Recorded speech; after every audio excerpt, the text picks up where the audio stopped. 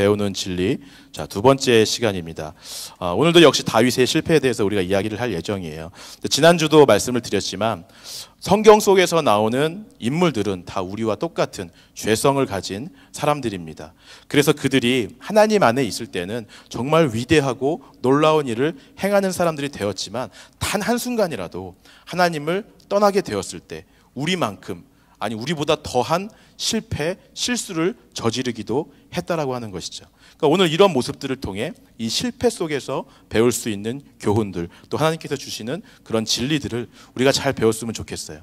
또 한 가지 우리가 기억해야 되는 것은 우리도 역시 이 성경의 인물들처럼 하나님 안에 있을 때는 위대하게 될 수도 있다는 것이고, 그렇지 않을 때에는 실수하고 죄 가운데 있을 수도 있다라고 하는 것입니다. 그렇기 때문에 오늘 내가 좀 위대하고 잘되고 좋은 업적을 남겼다 해서 교만해서는 안 되고요. 다른 사람을 나만큼 못하다고 해서 판단하고 정죄해서도 안 되는 것이죠. 또 반대로 오늘 내가 실패했다고 해서, 내가 오늘 죄를 지고 넘어졌다고 해서 난 안 돼, 난 역시 안 돼, 난 영원히 그냥 이 모양 이 꼴로 맨날 죄 가운데 살 수밖에 없어, 저 믿음이 있는 사람들만큼 난 될 수 없어 라고도 우리가 좀 생각하지 않았으면 좋겠습니다. 우리는 살면서 반드시 실패의 자리에 있을 수도 있고요, 또 성공의 자리에 있을 수도 있어요. 중요한 것은 우리가 어떤 자리에 있든 정말 뜨겁게 환호받고 인정받고 자랑받고 칭찬받는 그 자리에 있든, 아니면 그 실패의 구렁텅이에서 매일같이 뒹구르며 죄와 싸우는 자리에 있든지 간에 어느 상황에 있든지 중요한 것은 그 자리에서 하나님을 바라보는 것입니다. 이 상황 가운데서 하나님이 이 일들을 통해서, 이 상황을 통해서 우리에게 말씀하시고자 하는 것이 무엇인지 깨닫는 것이 중요하고, 그 말씀에 순종해서 걸어가는 것이 우리에게 가장 중요한 거예요. 여러분 그렇게 믿으십니까?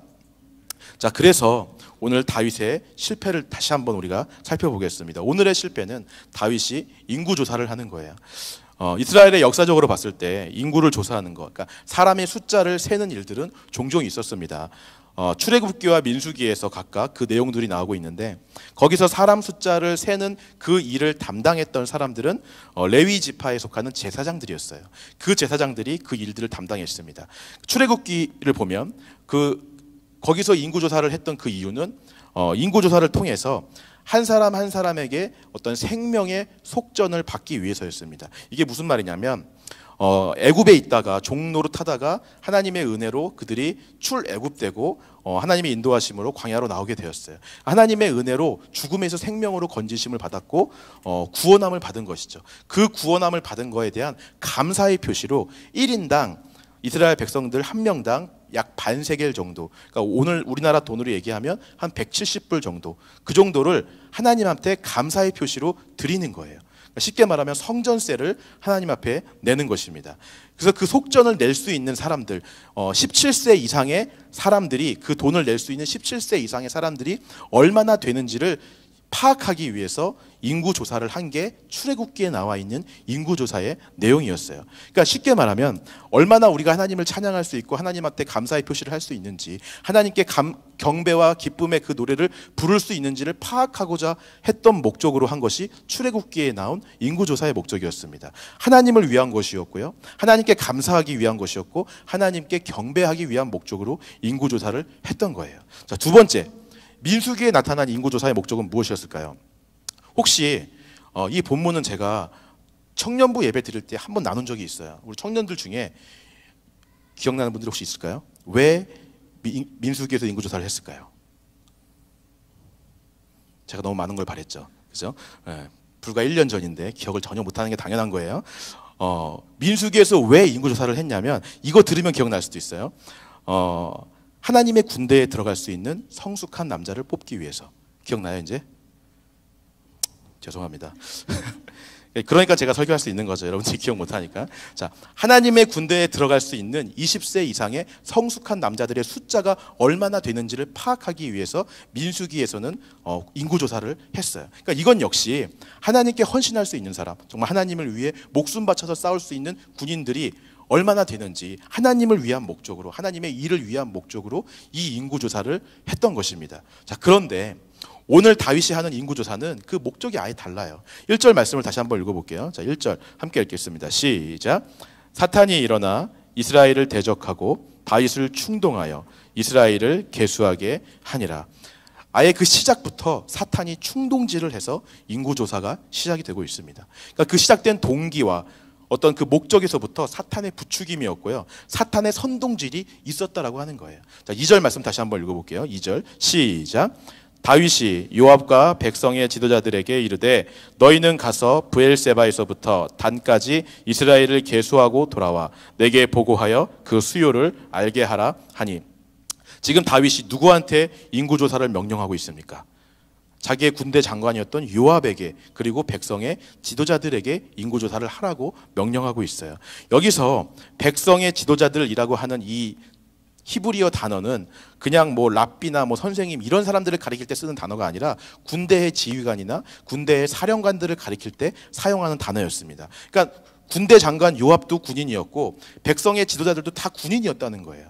자기 밑에 있는 자기가 데리고 있었던 그 군인 지휘관들과 장관들과 장군들을 사용해서 이 일을 하라고 명령하고 있는 거예요. 원래 인구조사를 담당했던 제사장들에게 이걸 시킨 것이 아니라 자기 밑에 있는 지휘관들에게 이 일을 명령했다라고 하는 것입니다. 원래 인구조사를 담당했던 제사장들은 성전에서 하나님만을 위해서 봉사하는 사람들이었어요. 근데 그 사람들은 딱 시키지 않고 자기를 위해서 자기 밑에 있는 장군들을 사용해 인구조사를 시켰다라고 하는 거예요. 오늘 다윗이 인구조사를 한 목적은 철저하게 하나님을 위해서가 아니라 바로 자기 자신을 위해서였다라고 하는 것입니다. 자신의 군대 장군들을 이용해서 다윗 자신을 위해서 칼을 빼고 싸울 만한 자들이 얼마나 되는지 조사를 하라고 하는 거예요. 그러니까 나를 따르는 사람들이 얼마나 되는지, 날 믿고 나에게 속한 사람들이 얼마나 되는지 확인하고 싶었던 거예요. 내 힘이 어느 정도인지를 알고 싶었던 것입니다. 그 목적에서, 그 동기에서부터 다윗은 하나님이 아니라 철저하게 자기 자신을 위한 인구조사를 지금 하고 있는 것이죠. 또 다윗은 2절 보니까 브엘세바에서부터 단까지 모든 이스라엘을 계수하라고 명령하고 있어요. 브엘세바에서 단까지라는 이 표현을 쓸 때는 브엘세바는 이스라엘의 가장 남쪽 땅 끝이었고요, 단은 이스라엘의 가장 북쪽 끝이었습니다. 그러니까 남쪽 끝에서부터 북쪽 끝까지 이르기를, 이 표현을 쓸 때는 이스라엘 전체 지역, 이스라엘 전체 땅에 이르는 모든 인구 숫자를 다 조사해라라고 이야기하는 거죠. 이스라엘의 전 영토에 속하는 인구수를 계수함으로 인해서 다윗은 내 세력이 얼마나 되는지 확인하고 싶었어요. 내가 어느 정도 사람들을 이끌고 거느리고 있는지를 알고 싶었다는 거죠. 그러니까 내가 왕이 되고 얼마나 내가 부응했는지, 사울이 했을 때보다 내가 얼마나 더 잘했는지, 그런 마음이 있었다는 것입니다. 내가 왕으로서 정말 잘하고 있고, 내가 이만큼 이스라엘을 강대하게 만들었고, 내가 이만큼 이스라엘을 부응시켰고, 이런 마음을 좀 자랑하고 확인하고 싶어 했다는 거예요. 오늘 이 목적을 위해서 다윗이 인구조사를 하고 있는 것입니다. 오늘 우리 안에도요, 이런 마음이 없는지 좀 생각해 봤으면 좋겠어요. 우리도 때때로 다윗처럼 이런 인구조사를 계획합니다. 내 세력을 확인하고 싶은 거예요. 내 힘을, 내 능력을, 내가 한 일들을 어느 정도까지인지, 나를 믿고 따르는 사람은 얼마인지, 내가 한 일들은 무엇인지, 내가 지금까지 한 일들, 업적들을 되새기는 거죠. 내가 얼마나 열심히 해왔는지, 내가 교회에서 얼마나 열심히 봉사했는지, 내가 찬양팀으로 얼마나 오래 섬겼는지, 내가 교회 학교 교사로 얼마나 오랫동안 봉사했는지, 나 없으면 교회 안 돌아갈 정도로 내가 이렇게 헌신했는데, 청년부에서 각 기관에서 각 부분에서 내가 이렇게 열심히 봉사했는데, 자랑하고 확인받고 인정받고 싶어하는 마음, 오늘 그런 마음들이 우리 가운데 있지는 않냐고 하는 것입니다. 그 많은 일들을 우리가 하나님을 위해서 했다라고 하지만 그것을 계수하고 확인하는 데 있어서 나를 위해서 그것을 계수하고 그 세력을 확인하고 자랑하고 인정받고 싶어하는 마음이 있다면 그것은 하나님께서 기뻐하지 않는 거라고 하는 것이죠. 한국에 어떤 대형교회 목사님이 생일잔치를 하는 것을 제가 한번 본 적이 있습니다. 대형교회 목사님이 생일잔치를 하는 거예요. 그 잔치를 하는데 종합운동장을 빌려서 해요. 그러니까 우리가 옆에서 보는 그런 축구장을 말하는 게 아니라 올림픽을 할 수 있는 거대한 종합운동장을 말하는 거예요. 몇십만 명이 들어가는 그런 경기장, 그런 운동장을 빌려서 생일잔치를 합니다. 수십만 명의 사람들이 막 몰려들었어요. 그 목사님의 형상을 인형으로 만들어갖고 세워놔요. 그리고 현수막과 플랜카드를 막 걸어놓고, 이게 이단이 아니에요. 기독교 안에 있는 목사님입니다. 대형교회 목사님. 행진을 하는 거예요. 사람들이 줄을 일렬로 서갖고 그 인형 들고 그 목사님 형상을 만든 인형 들고 막 찬양을 부르는, 그 찬양을 도대체 누구한테 부르는 건지 난 알 수가 없어요. 목사님을 향해 부르는 건지 하나님을 향해 부르는 건지. 막 찬양을 부르면서 환호성을 하고 기뻐 뛰고 춤추며 막 생일 축하를 막 하는 그 장면을 보고 정말 놀랐어요. 무슨 집회보다 더 뜨거워요. 대형 교회 막 집회하는 것보다 더 열정적으로 사람들이 그렇게 환호성을 지르더라고요. 그 목사님의 세력이 어느 정도인지 확인할 수 있는 놀라운 광경이었습니다. 물론 그 목사님께서 한국교회에 미친 영향이 정말 크다는 것은 누구도 부인할 수 없어요. 정말 훌륭한 일을 많이 하신 거예요. 그런데 그 일을 굳이 그렇게 잔치를 열어서 확인하고 내 세력이 얼마 정도 되는지, 내가 어떤 사람인지 그렇게 하는 그 모습들이 과연 하나님을 위한 것인지 아니면 자기 자신을 위한 것인지는 우리가 한번 생각을 해봐야 된다고 하는 것입니다. 물론 그렇게 세력을 확인하면 뿌듯하고 자랑스럽겠죠. 나를 따르는 사람들이 내가 이렇게 이런 일들을, 말은 하나님께서 하셨어요 라고 하지만 다 내가 한 거죠. 왜냐하면 영광은 다 내가 받고 있으니까. 거기서 하나님이 영광 받는 일은 거의 없잖아요. 다 내가 영광 받고 내가 찬양 받고 있어요. 예수님은 어떠셨을까요? 예수님은 형제들이 예수님한테 사정을 하며 제발 좀 도시로 좀 올라가라고 얘기를 했어요. 왜? 예수님이 좀 하나님의 아들이고 사역을 좀 하려면 세력을 좀 키워야 되지 않겠습니까? 왜 이런 촌구석에서 머물러서 사람들에게 복음을 전해요? 도시로 가서 많은 사람들이 있는 곳에 가서 형님의 이름을 좀 알리고 하나님께 복음을 전하라고, 세력을 좀 넓히라고 그렇게 막 내어 쫓고 그렇게 강요를 해요. 예수님은 그 형제들의 말에 따르지 않고 비밀스럽게 은밀하게 올라가셨다라고 성경에 나오고 있습니다. 사람들이 알지 못하게, 과시하지 않고요, 자기의 능력을 자랑하지 않고 자기의 세력을 만들지 않고 항상 조용하게 올라가셨어요. 사람들이 환호하며 환호할수록, 예수님을 왕으로 삼자 노래하고 목소리 높여 외치면 외칠수록 그 자리를 빨리 피하시고요, 항상 숨어 계셨습니다. 오늘 하나님께서 12절 말씀을 읽어보겠습니다. 21장 12절 말씀 같이 읽겠습니다. 자, 시작. 혹 3년 기근이든지 혹 내가 석 달을 적군에게 패하여 적군의 칼에 쫓길 일이든지 혹 여호와의 칼 곧 전염병이 사흘 동안 이 땅에 유행하며 여호와의 천사가 이스라엘 온 지경을 멸할 일이든지라고 하셨나니 내가 무슨 말로 나를 보내신 이에게 대답할지를 결정하소서 하니. 자, 오늘 하나님께서는요, 자기 세력을 확인하기 위해 교만하게 인구조사를 했던 다윗을 치시기로 마음먹으셨습니다. 그래서 이 네 가지 선택지 중에 다윗에게 하나 선택하라라고 이야기하는 거예요. 너 3년 기근을 당할래? 아니면 적군에게 패배해서 도망갈래? 아니면 전염병이 다 돌아서 천사들이 다 내려와 이스라엘 백성들을 다 멸하는 그 일을 당할래? 선택해. 이 하나님의 벌에 여러분들이 좀 의문이 생길 수도 있어요. 아니, 잘못은 다윗이 했는데 왜 이스라엘 백성들이 다 고통을 당해야 돼? 이거는 다 이스라엘 백성들이 당하는 고통이잖아요. 이스라엘 백성들은 무슨 죄입니까? 그러나 그렇지 않다라고 하는 거예요. 이스라엘 백성들도 역시 다윗과 똑같은 마음이었어요. 그들 역시 다윗이 왕이 된 후에 우리의 부하게 됨과 또 강하게 됨을 자랑으로 여기고 의로 여겼다라고 하는 거죠. 이걸 기쁨으로 여겼어요. 다윗이 왕이 되는 우리가 이렇게 강대해졌다, 우리가 이렇게 크게 부흥했다, 우리가 이렇게 힘이 세다, 이것을 하나님보다 자신의 강함을 더 신뢰하고 의지했다라고 하는 것입니다. 좀 전에 이야기했던 그 목사님의 생일잔치에 참석했던 그 사람들과 똑같은 거예요. 내가 속해 있는 이 교회가 이만큼 대단하다, 위대하고 수많은 일들을 했다, 이 목사님이 이 정도 일들을 하신 목사님이야, 나 이 교회 다니는 사람이야, 이 세력에 내가 속한 사람이야, 이걸 자랑하고 싶고 인정받고 싶었다라고 하는 거죠. 종종 사람들을 만나게 되면, 교회 자랑하는 사람들을 만나게 되면 자기의 세력을, 교회의 세력을 자랑하는 사람들을 많이 보게 돼요. 야, 우리 교회가 이 정도로 크다, 우리 교회 사람이 몇 명이나 돼, 우리 교회가 이런 시스템을 가지고 있어, 우리 교회가 이런 능력이 있어, 야, 목사님이 진짜 장난 아니야, 어마어마한 일들을 하셨어. 그런 거에 자부심을 가지고 있으면 물론 자랑할 수 있어요. 근데 그것을 자랑하면서 동시에 예수님을 자랑하는 걸 거의 본 적이 없습니다. 우리 교회 가운데 이렇게 역사하시는 예수님이 있어. 예수님이 이렇게 은혜를 주셔서 우리가 다 구원받고 거듭났어. 우리 삶 가운데 예수님이 날마다 역사하셔서 내가 거듭나고 성화되는 삶을 살아가고 있어. 이걸 자랑하는 사람들을 본 적이 없다라고요.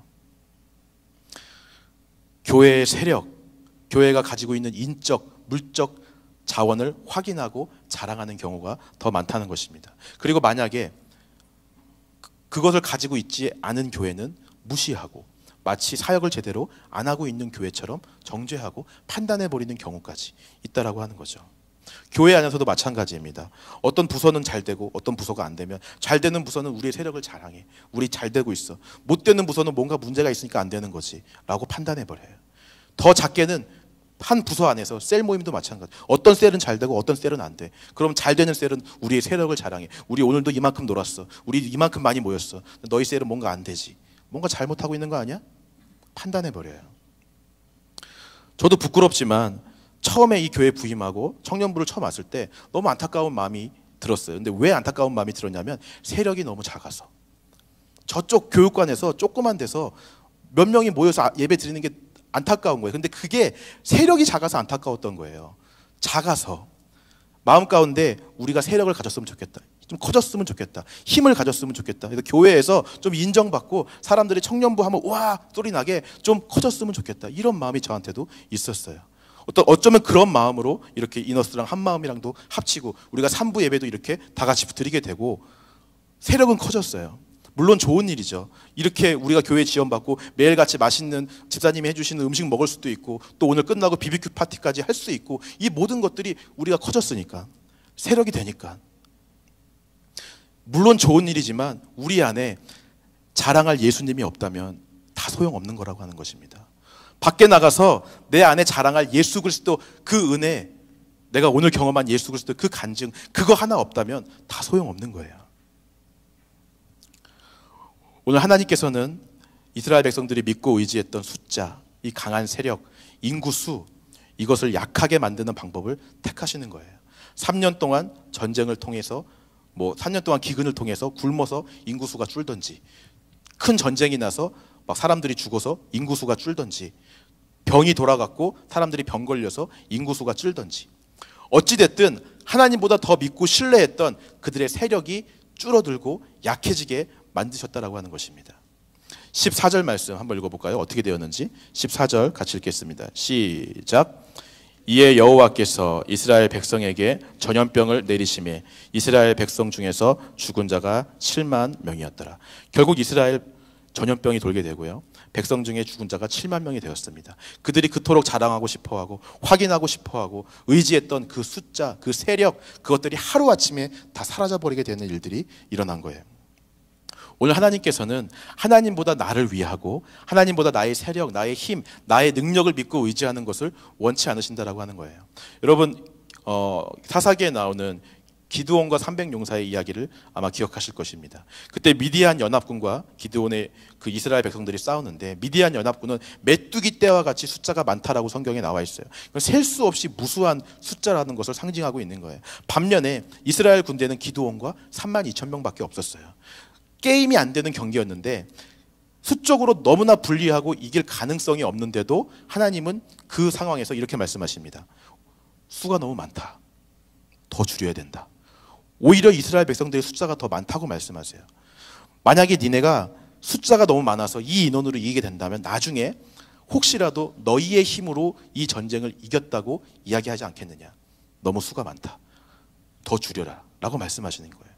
결국 하나님께서 숫자와 자신의 힘을 의지하지 않는 딱 하나님만 의지하고 따르는 300명만을 남겨놓으십니다. 그리고 300명으로 미디안 연합군을 승리케 하는 놀라운 은혜를 베푸시는 거죠.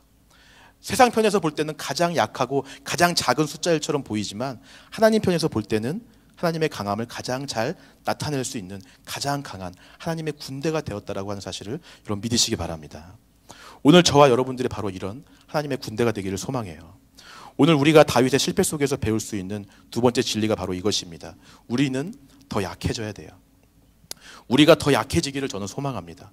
우리의 수가 좀 많이 줄었으면 좋겠어요. 사람 수를 말하는 게 아닙니다, 여러분. 우리가 자랑할 만한 것들이 많이 줄었으면 좋겠어요. 우리가 인정받고 싶어 할 만한 것들, 우리가 의지할 만한 강한 세력들, 힘, 능력 이런 것들이 좀 다 줄었으면 좋겠어요. 약해졌으면 좋겠어요.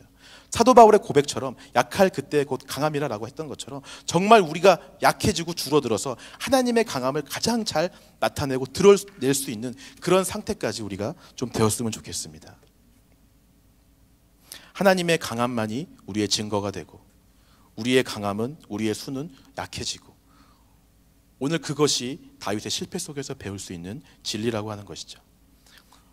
세상이 볼 때 우리가 아무리 약하고 또 아무런 힘이 없고 또 보잘것없이 보여도 그 모습은 하나님의 강함을 가장 잘 나타내고 드러낼 수 있는 가장 강한 군대의 모습이라는 걸 여러분들이 믿으셨으면 좋겠습니다. 아무리 작은 조약돌이라도 다윗이 잡았을 때는 골리앗을 죽였어요. 쓸모없는 지팡이처럼 보였는데 모세가 잡으니까 홍해를 갈랐어요. 300명이라는 불가능한 숫자인데 하나님이 잡으니까 미디안 연합군을 이겼어요.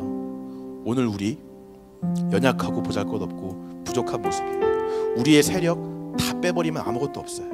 그런 모습일지라도 하나님이 붙잡으시면 가장 강하고 위대한 능력을 행할 수 있는 그런 하나님의 군대가 되는 줄 믿습니다. 여기 있는 저와 여러분들이 바로 그런 군대가 되시길 주님의 이름으로 축원합니다. 우리 그것을 믿음으로 고백하면서 우리 이 찬양 함께 불렀으면 좋겠습니다. 약할 때 강함 대신에 우리 진심으로 고백하면서 불렀으면 좋겠습니다. 약할 때 강함 대신에 나의 보배가 되신 주 나의 모든 것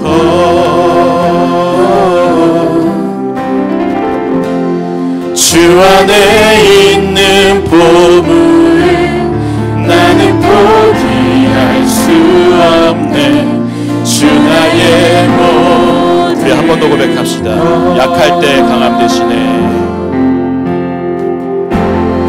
약할 때 강함 대신에 나의 보배가 되신 주 나의 모든 것 주 나의 모든 것 주 안에 있는 보물을 주 안에 있는 보물을 나는 포기할 수 없네. 주 나의 모든 예수 어린 양 예수 어린 양 존귀한 이름 예수 어린 양 예수 어린 양 존귀한 우리 한 번 더 믿음으로 고백합니다. 약할 때 강함 대신에 약할 때 강함 대신에 나의 보배가 되신 주 나의 모든 것 주 안에 있는 보물을 주 안에